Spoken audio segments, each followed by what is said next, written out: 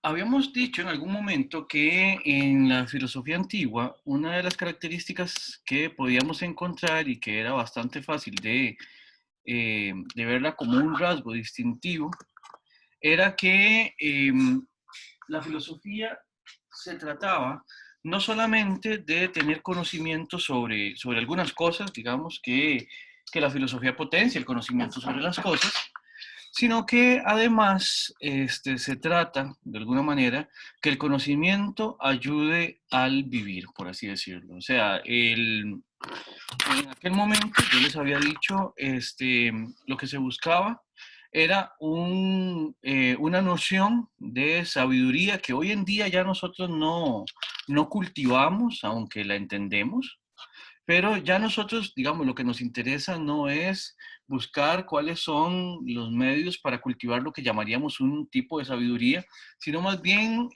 a nosotros lo que nos interesa más contemporáneamente es algo así como ser como muy especialistas en algún tipo de conocimiento, ser expertos en una determinada rama del conocimiento. Y esta parte de considerar que una persona sea sabia o que sepa vivir realmente está dejada de lado, por así decirlo. De hecho, hasta podríamos decir es como sintomático, porque más bien uno lo que ve es que hay mucha discusión, hay mucha reflexión a propósito de cómo el mundo contemporáneo es como ¿cómo decirlo? Como que lo atropella a uno siempre, ¿verdad? Y que la gente tiende a dejarse ir, digamos, en todas las presiones que vienen por el ritmo de vida, por el buscar cómo sobrevivir económicamente, este, que la gente también, no sé, está tan ocupada, todo se hace tan rápido, todo se hace tan mecánicamente, que al final de cuentas la gente se olvida de fomentar o de buscar o de cultivar este tipo de conocimiento que tenga que ver con saber vivir, que era lo que se buscaba anteriormente, ¿verdad? Entonces, vamos a ver en la propuesta de Aristóteles lo que vamos a entender como una ética de la virtud. Ahora vamos a ver ciertas nociones generales sobre esto, pero es importante que entendamos que hay éticas de diferentes tipos, dependiendo también qué es lo que potencia esa ética, dependiendo también de qué es lo que propicie, cuáles son los conceptos principales. Hay éticas que son éticas, por ejemplo, del deber, ¿verdad? Habíamos dicho que... o mejor dicho, podemos decir que hay éticas que de lo que se tratan es de más o menos describir qué es lo que hay que hacer en una situación determinada, ¿verdad? Eso podría llamarse una ética del deber. ¿Qué es lo que debo hacer en un caso particular? Hay éticas que son más bien éticas eh, del placer, por ejemplo, las hedonistas, que lo que potencian es de que la vida sea lo más placentera posible. Hay éticas que lo que buscan es lo utilitario, que las cosas que se hagan traigan un bien en tanto que sea útil de alguna medida para el entorno en el que se está llevando a cabo esa acción. Una de las posibilidades en estos tipos de ética es la ética de la virtud. Y la ética aristotélica es una ética de la virtud. Entonces ahora vamos a ver cómo es que Aristóteles define todo esto, ¿verdad? Vamos a decir con Aristóteles que hay dos tipos de virtud, ¿verdad? Y ahorita vamos a definir virtud como esa característica que tiene o ese rasgo que tienen ciertas personas, ¿ya? Que la alcanzan, de modo tal que sus acciones son llevadas a cabo de la manera más adecuada posible dependiendo de las circunstancias. Obviamente, si estamos hablando de una ética que trata de potenciar la sabiduría, obviamente es más sabio quien actúa más virtuosamente, ¿verdad? Y virtudes hay de muchas índoles, ¿verdad? Y hay muy diversas. No, no es que la virtud sea una, sino que virtud es una palabra que describe de alguna manera una variedad de características de la personalidad de las personas, que lo que nos dicen es más o menos cómo es que llevan a cabo ciertas acciones en determinadas circunstancias, ¿verdad? Ahora, para Aristóteles la virtud puede ser de dos tipos, y aquí las tenemos. Por un lado está la dianoética, es una palabra que uno pues pocas veces escucha, digamos, y por otro lado está la virtud ética. Vamos a desmenuzarlas un poquito. Vean que dianoia, esta palabra que está aquí, ¿verdad? Significa pensamiento, intención, designio, propósito, etcétera, etcétera.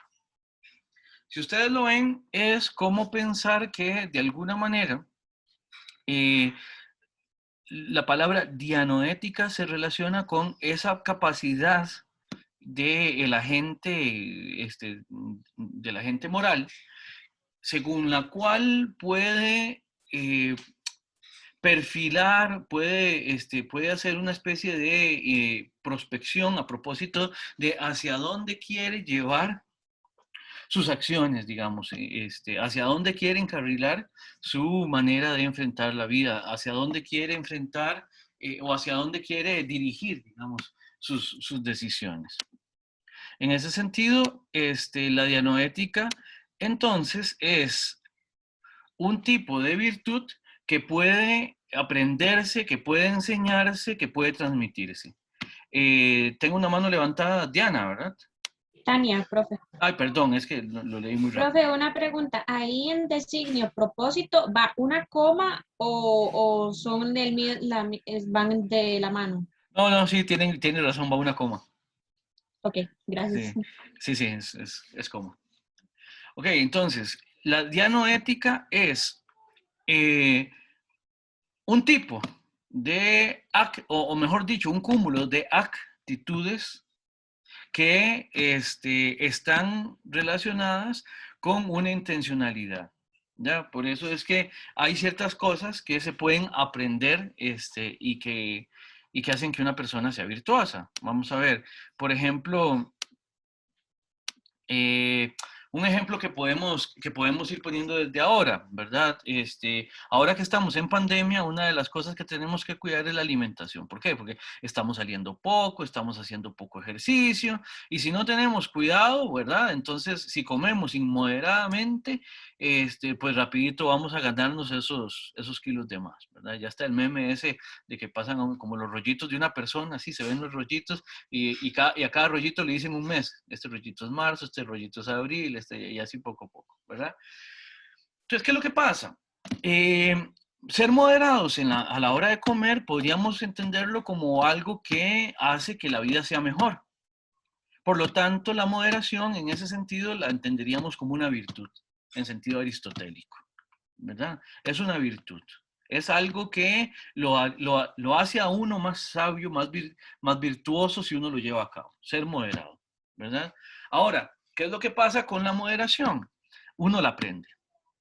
¿Y cómo la aprende? Pues pidiéndole consejo a personas que hayan aprendido a comer adecuadamente. Por ejemplo, en el caso de que estemos hablando en la moderación en relación con la comida, ¿verdad? Incluso hay profesionales que le enseñan a uno a comer lo que uno necesita, ¿verdad? Hay personas que también pueden darle a uno consejos a propósito de qué comer y cómo, ¿verdad? Por ejemplo, la moderación en la alimentación a la hora de escoger y a la hora de ingerir los alimentos es uno de los papeles primordiales, por ejemplo, de parte de los padres o de las madres para con sus hijos o hijas, ¿verdad? ¿Por qué? Porque es un papel importante el que están jugando las personas que acompañan a los niños, a las niñas, para que aprendan a comer lo que es adecuado, ¿verdad? Porque si no, un niño pasaría comiendo solamente M&M's o pasaría comiendo solo, no sé, solo golosinas, no sé, besitos Hershey's, por decir algo, ¿verdad? Pero si no hay alguien que le diga, bueno, está bien, te puedes comer un besito Hershey, pero no te olvides de comerte también la ensalada, ¿verdad? Hasta se puede negociar, ¿verdad? Te comes el chocolate si te comes también la ensalada. Ahí hacemos un combo, por así decirlo, ¿verdad? ¿Qué es lo que pasa? Esa personita que está en crecimiento va a aprender a comer adecuadamente y eso la va a acercar más a ser una persona virtuosa, diría Aristóteles. Ese aprendizaje, esa capacidad que tenemos nosotros de adecuar nuestras acciones por medio del aprendizaje a la virtud, sería una virtud de tipo dianoética. ¿Se entiende? ¿O hay alguna pregunta o comentario? Yo no, profe, no tengo puntos. Ok, perfecto.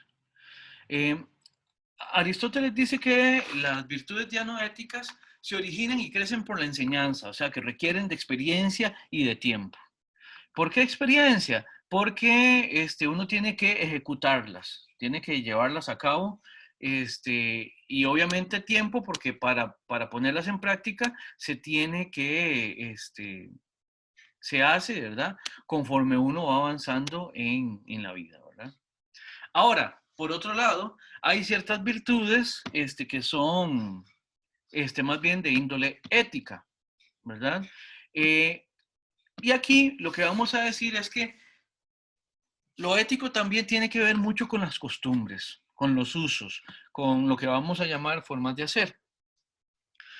Ahora, vean que lo dianoético y lo ético se relaciona con prácticamente con hacer, con llevar a cabo ciertas acciones, con poner en ejecución ciertas acciones. Ahora, las virtudes éticas, y obviamente ya aquí estamos, en las dianoéticas habíamos dicho que las virtudes se aprenden por medio de la enseñanza, por medio de la experiencia y el tiempo, se pueden potenciar, se pueden fomentar, se pueden transmitir. Las virtudes éticas tienen que ver con ese cúmulo de costumbres que se tiene, ¿verdad? Obviamente aquí podríamos empezar a hablar también de qué tan contextuales son esas virtudes éticas, cosas por el estilo.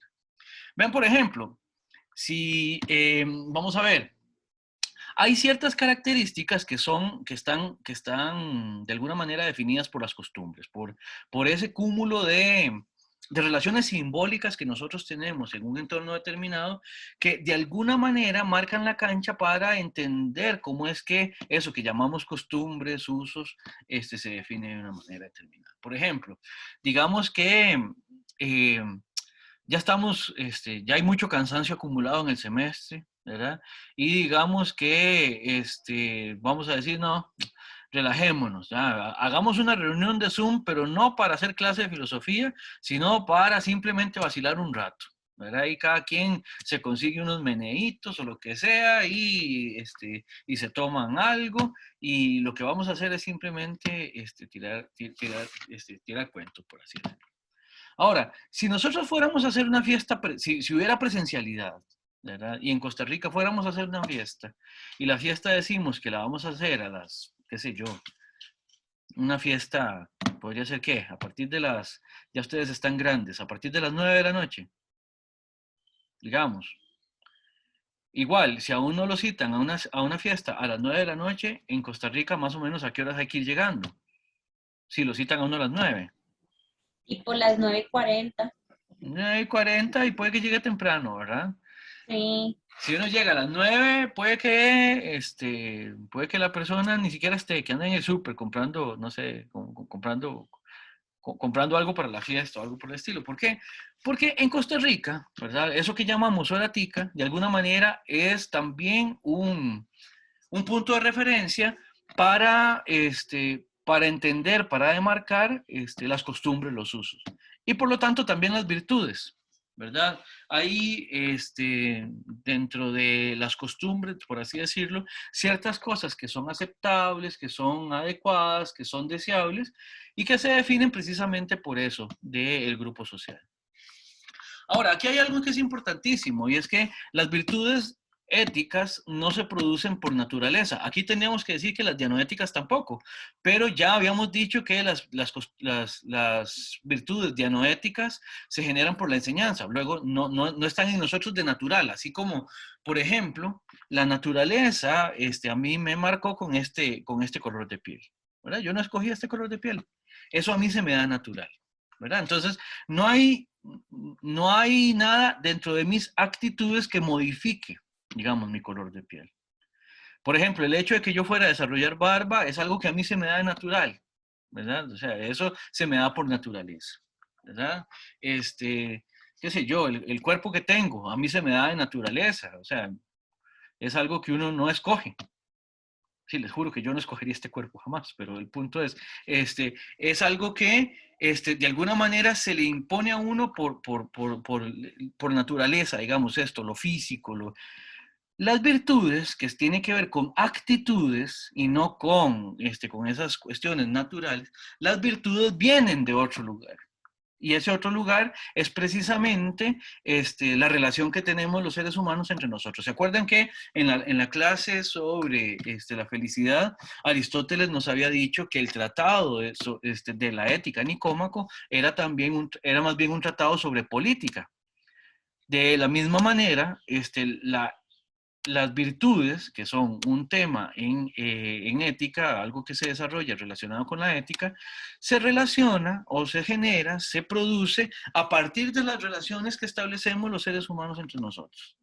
Tiene que ver con ese entorno humano, social, político también, que va a ser importante para nosotros.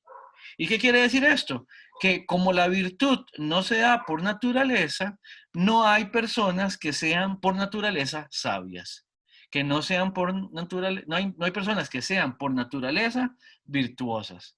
La virtud hay que cultivarla, la sabiduría hay que producirla, tendríamos que decir con Aristóteles. ¿Se entiende esto? Profe, un ejemplo de lo de la ética que estaba hablando usted como de la hora tica y cosas así, ¿Sí? digamos, por ejemplo, sería en el hecho, como se habla de las costumbres, o que viene de las costumbres, por ejemplo, aquí no es lo mismo que en China usted entre más temprano llegue, más respeto muestra por la persona, o algo Eh, así. Sí, sí, realmente, realmente. O mejor dicho, aquí en principio también. Si usted llega puntual, usted muestra el respeto. Lo que pasa es que en Costa Rica hemos sido muy laxos con eso, tradicionalmente. Sí. Sí, es que digamos, por ejemplo, acá tenemos algo que se llama flexible. Ajá. Allá es un tiempo, digámosle, un tiempo estricto, un tiempo lineal, Más ni rígido. lineal, perdón. Ajá. Por eso es que, digamos, más o menos es así. Sí, claro. Ahora, no seamos tan conchos y tan conchas con nosotros mismos. Digamos algo bonito de los ticos también, solo para compensar. Por ejemplo, los ticos tenemos una característica y es que agradecemos mucho. Ya, hay gente que se molesta con eso. Hay gente que por sus entornos o por su forma, digamos, por sus formas de hacer, eso de estar agradeciendo tanto, se les pone un poco cuesta arriba, digamos. Pero los ticos, somos en ese sentido, muy agradecedores, por así decirlo, ¿verdad? Lo agradecemos todo.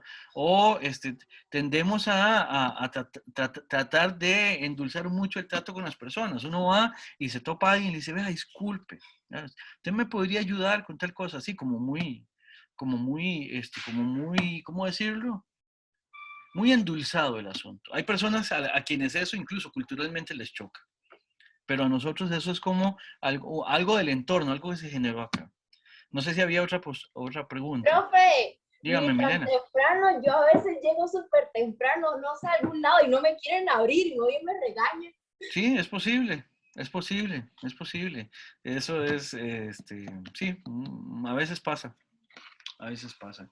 Dependiendo con qué cosas, a veces es más grave que en otras, ¿verdad? Pero sí, sí, a veces pasa también. Bien, veamos esto de las costumbres, y cómo esto, se relaciona con otras cosas. La palabra ética se traduce desde dos palabras que son muy similares. Si ustedes lo ven, aquí están, aquí se las puse en griego, ¿verdad? Vean que lo único que cambia es la primera letra, ¿verdad? Y esto se lee ethos y esto se lee ethos, se leen igual, ¿verdad? Son prácticamente lo mismo. Entonces, por un lado, lo que vamos a entender como costumbre viene de esto, de costumbre, de hábito, de uso, ¿verdad? Una costumbre la vamos a entender como una repetición de los usos, o sea, de las maneras en que hacemos algo, ¿verdad? Por ejemplo, tenemos la costumbre en Costa Rica de que las cosas empiezan después de la hora proyectada, especialmente, y entre más informal sea la actividad, más tarde se permite el retraso, ¿verdad? Hay ciertas actividades que sí, efectivamente, sí son a la hora que son y eso se mantiene, pero hay otras donde eso es más laxo, ¿verdad? Entonces, la costumbre entonces es esa repetición continuada de los usos y produce significados y referentes para todo mundo, ¿verdad? Por eso es que y eso es importante para el grupo social en el que al que uno pertenece, eso es sumamente importante. ¿Por qué? Porque efectivamente produce significados y nos da puntos de referencia, nos marca puntos de referencia, ¿verdad? Hay gente que solo por ver, no sé, cuando lo ven a uno interactuar, que si uno saluda de abrazo, que si uno es como muy pegado, usted es latinoamericano, definitivamente, ¿verdad? ¿Por qué? Porque los latinoamericanos somos más cercanos en ese sentido. Otras personas de otras culturas eso lo ven como una intromisión, ¿verdad?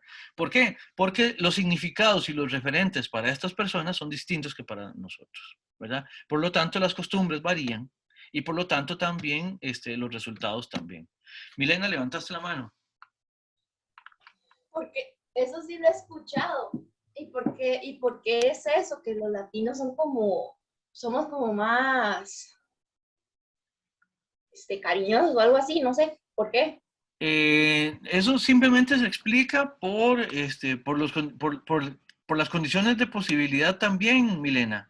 Las históricas, las materiales y las simbólicas, lo que veíamos desde el principio del semestre, que son cosas que de alguna manera están determinadas en la relacionabilidad.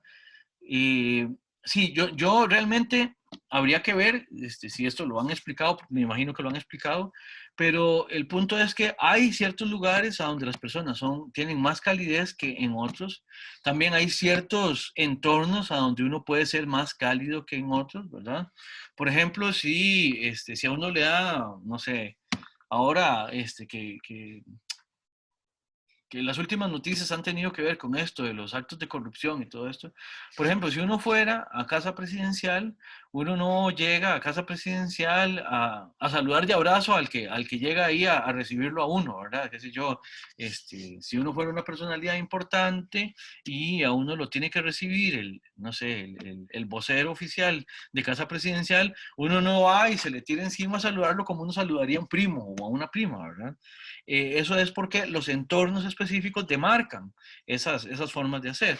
De la misma manera, el hecho de ser una sociedad como la latinoamericana nos ha marcado y quienes no son latinoamericanos también han sido marcados por otro tipo de condicionamientos, ¿verdad? Entonces, eso se puede explicar, digamos, simplemente como que son características que se gestan históricamente, materialmente y simbólicamente.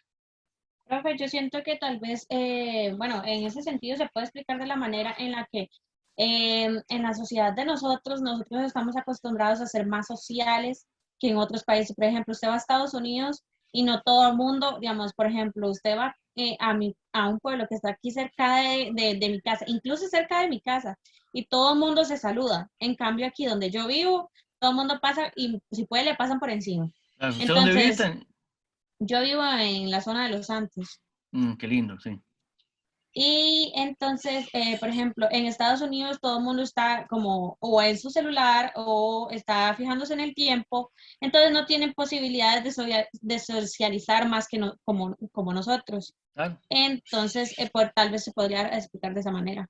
Sí, y esas diferencias también, Tania, muy buena observación. Esas diferencias son bastante notorias y ni siquiera vayamos a Estados Unidos.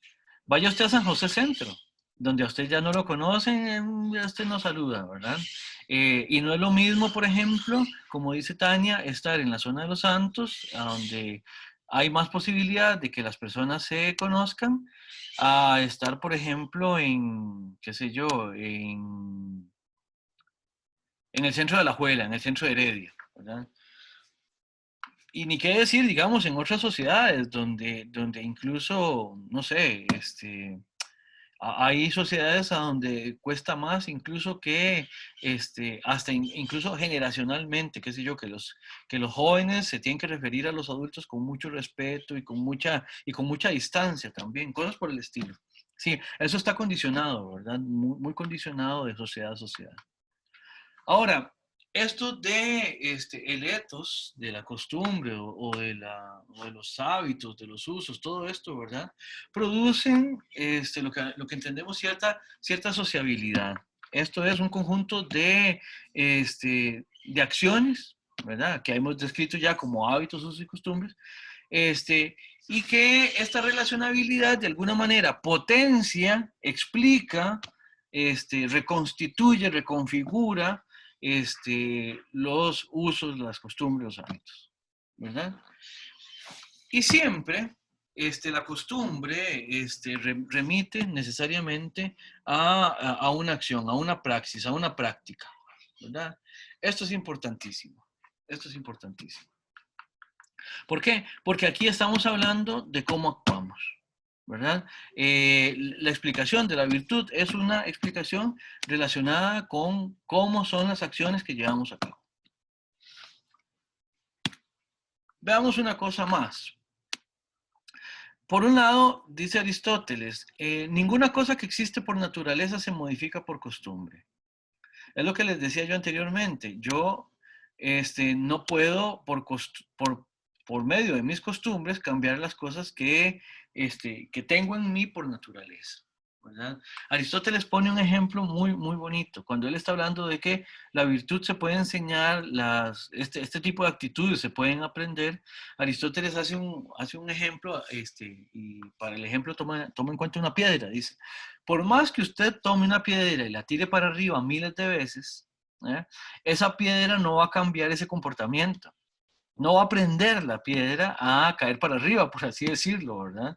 ¿Por qué? Porque la piedra lo que hace cuando cae es, Aristóteles lo diría así, es buscar su lugar natural. Lo que ocurre por medio de la naturaleza con la piedra es que si no hay nada que la sostenga, va a tender a caer. Eso es natural para la piedra, ¿verdad? Ahora, no hay ningún tipo de costumbre que modifique esa reacción de la piedra. De la misma manera, nosotros, lo que queremos pensar de nosotros es que lo que tenemos de natural, la costumbre no lo modifica. Y esto lo que nos indica acá es esta preocupación que tiene Aristóteles a propósito de qué es lo que efectivamente sí se puede aprender, ¿verdad?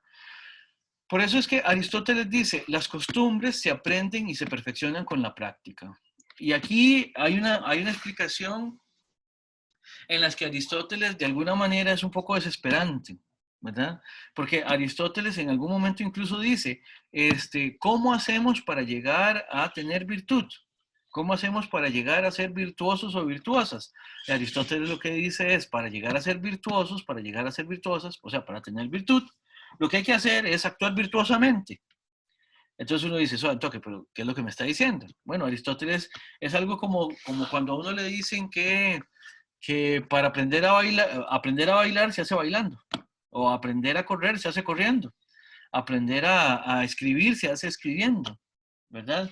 De la misma manera, aprender a tener virtud, aprender a ser virtuoso o virtuosa, se hace llevando a cabo acciones virtuosas. O sea, ustedes es como, no sé, esto suena mucho a consejo, por ejemplo. Ustedes quieren ser pacientes. ¿Cómo lo hacen? Pues actúen pacientemente. Es desesperante a veces esto, ¿verdad? Ustedes quieren ser buenos o buenas. ¿Cómo hacemos para que ustedes sean buenos o buenas? O sea, si entendemos que la bondad es una virtud, bueno, pues hagan actos buenos. Ustedes quieren ser honrados, pues hagan actos honrados. Y del mismo modo, el problema es que también todo lo que tenga que ver con las costumbres que se aprenden y perfeccionan con la práctica, es que también se aprenden y se desperfeccionan con la práctica.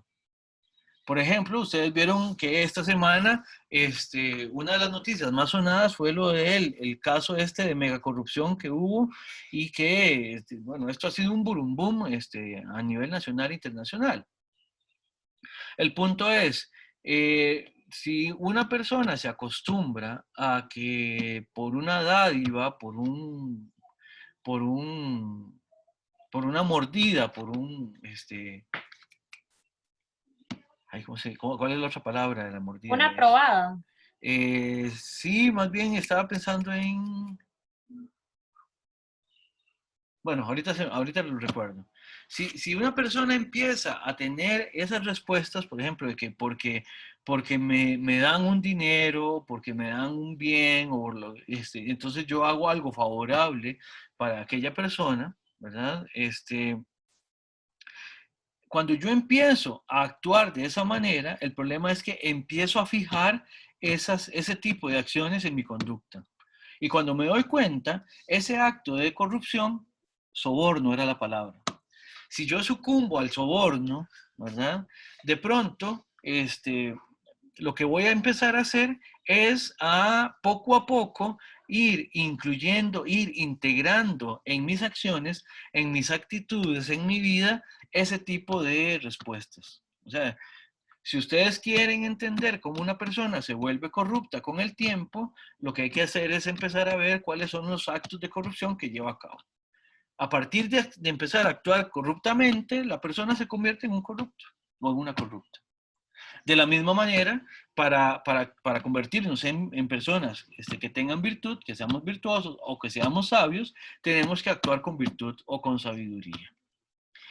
Esto es importante porque de alguna manera Aristóteles lo que dice es que la virtud también es una respuesta que puede fijarse en uno, fijarse en el sentido de que la podemos dejar ahí como instalada. Llega un momento en el que ya uno no tiene que preocuparse mucho por esforzarse o por tratar de ser bueno. ¿Por qué? Porque si uno empieza a responder de esa manera, habitualmente lo integrará como una costumbre, lo integrará como una manera de actuar. ¿Se entiende? Sí, profe. ¿Preguntas con esto? Y vean que es curioso, Aristóteles aquí dice que es mejor que las virtudes sean adquiridas desde la juventud, o sea, ustedes están a tiempo, ¿verdad? Dice Aristóteles que es por nuestra actuación en las transacciones, él en algún momento lo dice, en nuestra actuación, en las transacciones con otros nos hacemos justos o injustos.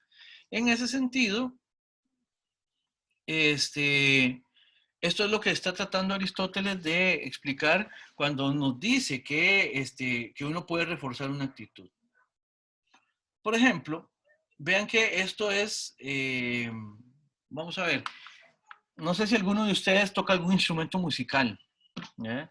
Pero una vez yo estaba viendo, estaban supervisando una clase, yo en algún momento estudié música, y quien me estaba supervisando era el asistente del profesor, ¿ya?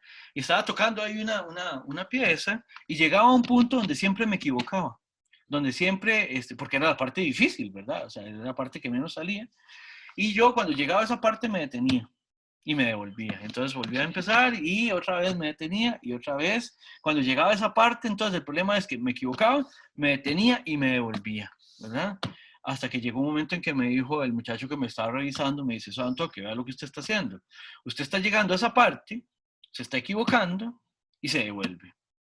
La vuelve a tocar, otra vez se equivoca, otra vez se devuelve. Me dice, usted ahí lo que está es fijando ese error.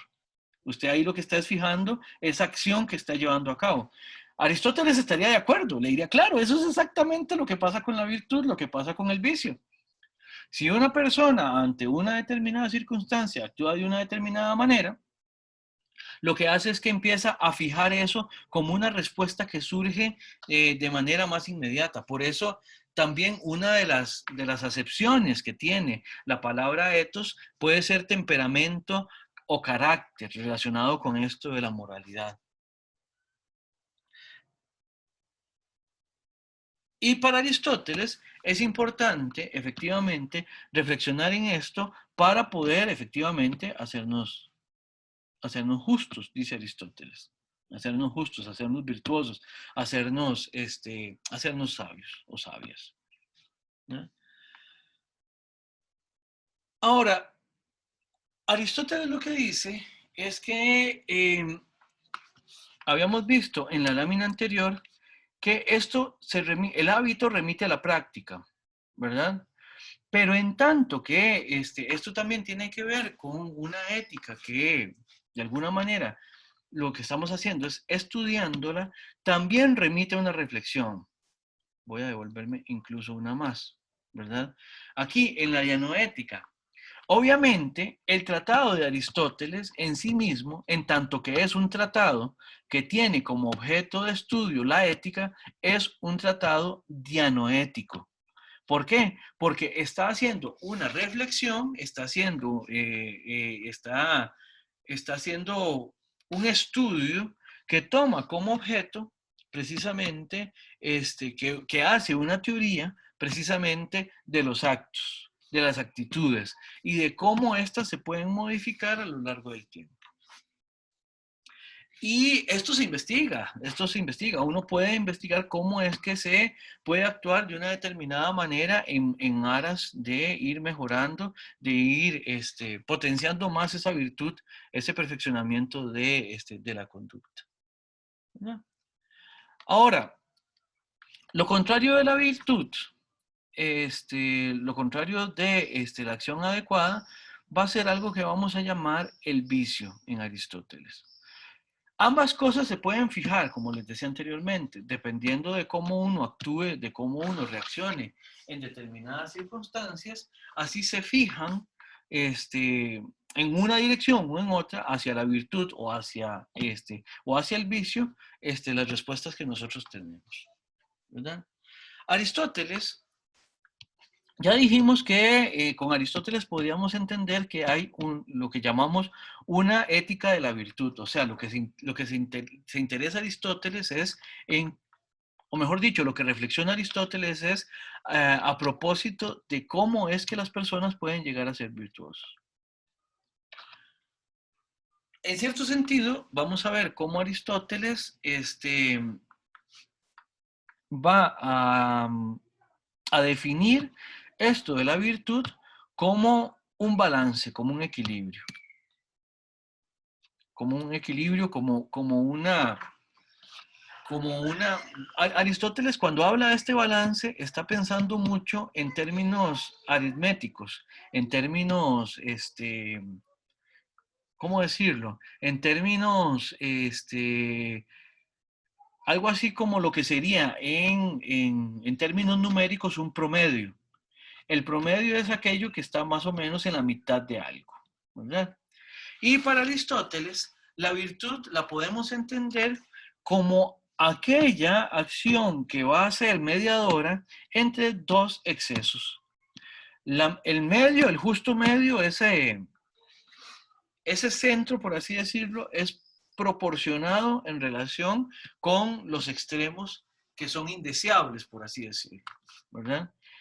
El punto es, en relación con la virtud, lo mejor es evitar el vicio y potenciar más bien la virtud.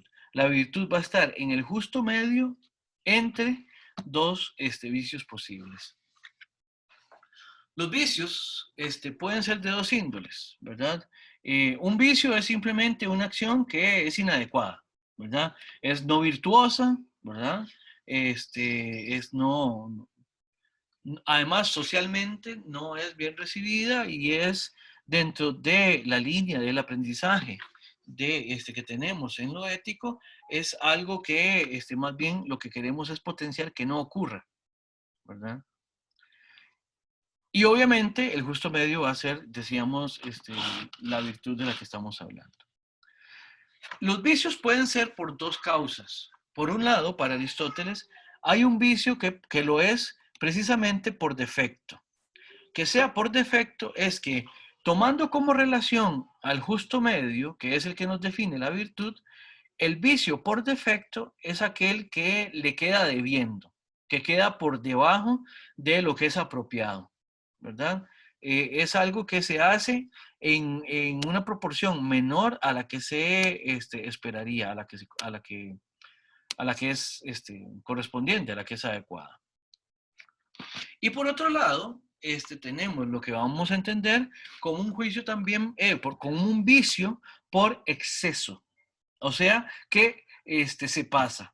Está desproporcionadamente en el sentido de que sobreabunda más allá del punto medio de la virtud. O sea, se pasa en relación con la virtud. Tenemos aquí un mensaje en el chat. Ok, perfecto. ¿Se entiende la diferencia entre vicio por defecto y vicio por exceso? Ahorita vamos a ver ejemplos. Bien, con Aristóteles, entonces, esta proporcionalidad es la que vamos a llamar que la virtud, entonces, es esa proporción que nos balancea, por así decirlo, en medio de esos dos vicios. Bien, no sé, si tienen alguna pregunta o comentario, si no, podríamos ir haciendo la pausa, pues ya estamos cercanos a los 50 minutos. ¿Alguna pregunta? ¿Todo está claro? ¿Cuál sería un ejemplo del vicio por defecto? Ese, si quiere, lo vemos ahorita cuando volvamos después de la pausa. ¿Está bien, Ok, Mónica? ok. Sí. Sí. Bien, entonces, más bien, les voy a pedir algo. Que piensen ahorita en el receso cuáles serían virtudes y cuáles serían vicios en general, para ver si ustedes me pueden poner un ejemplo de vicio y después definamos si es un vicio por defecto, si es un vicio por exceso o en relación con la virtud, cómo la podemos contraponer con vicios. ¿Está bien? Entonces, nos vemos en 10 minutos, básicamente a las 2 de la tarde.